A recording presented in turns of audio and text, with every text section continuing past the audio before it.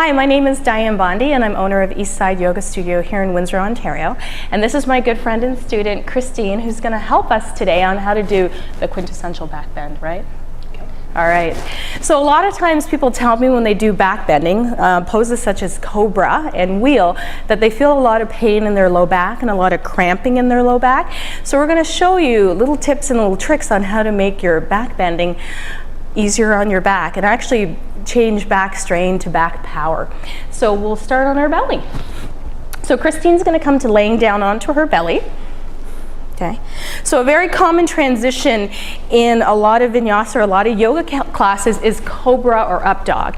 And if we're not engaging the muscles correctly or having really good alignment, this is a really great opportunity to strain your back. So first things first, the principle of what we call muscle energy. So you want to have a lot of strength in your legs. So pushing the tops of your feet down, lifting your kneecaps, and then drawing your tailbone down. When you draw your tailbone down, your pubic bone and your pelvis nestles into the mat.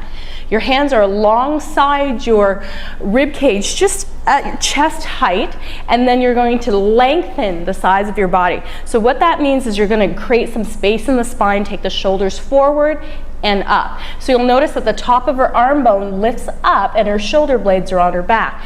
Now here's a little trick or a little tip.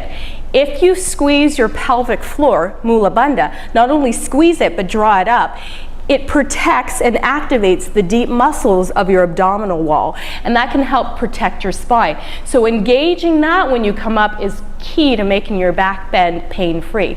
So clawing the mat, pulling the head of the arm bones back, squeezing your pelvic floor in and up, then inhale and lift your heart up.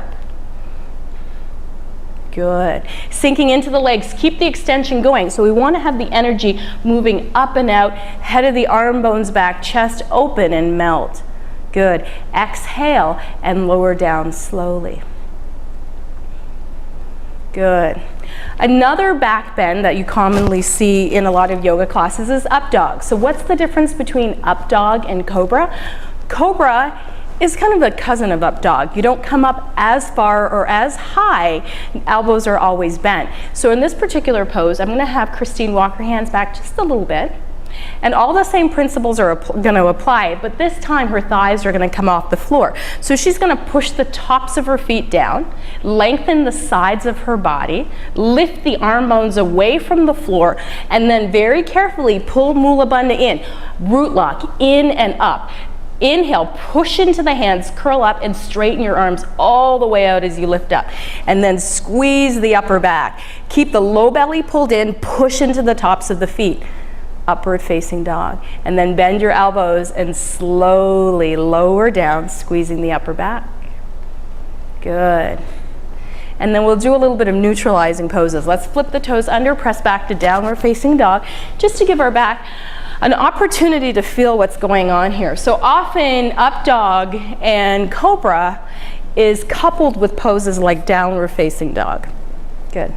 Bend your knees and make your way to seated, please. And then come onto your back. The quintessential back bend, Urdhva Dhanurasana. So I'll show you tricks what makes my Urdhva really strong. I like to prep myself in Urdhva first with a couple of bridge poses. So first things first, the power of this pose is in your legs. Okay, so let your legs help you get up into a really great back bend. So your ankles are directly under your knees, lift and spread your toes fully and press down into the floor. Okay. The key here now, again, is mula bandha, pulling the pelvic floor in and up. Okay. First bridge pose, lengthen the sides of your body, take the head of your arm bones back so that your shoulder blades are directly onto your back, and then we're going to use the power of the neck. Pushing down behind the ears, up through the upper palate, push into your feet and lift your hips to the sky. Good. And now energetically pull the heels of your feet back toward the top of your head, and you'll notice you'll get a little bit more of a lift into the hips. So if you're not ready for a full back bend, bridge pose is a nice alternative. Exhale, lower down. Those of you who are going for the full enchilada, we're going to do Urdhva Dhanurasana, which is full upward facing bow or wheel pose.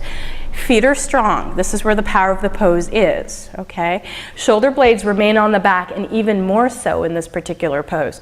Then you're going to place your hands. So your hands are going to place alongside your ears with your fingertips pointing back towards your shoulders. Here's the kicker, okay? Make sure your arm bones are plugged in. The safest place for your shoulder girdle to be is the arm bone in the socket. So you don't want the shoulder blades to wing off the back, you want them to be fully engaged.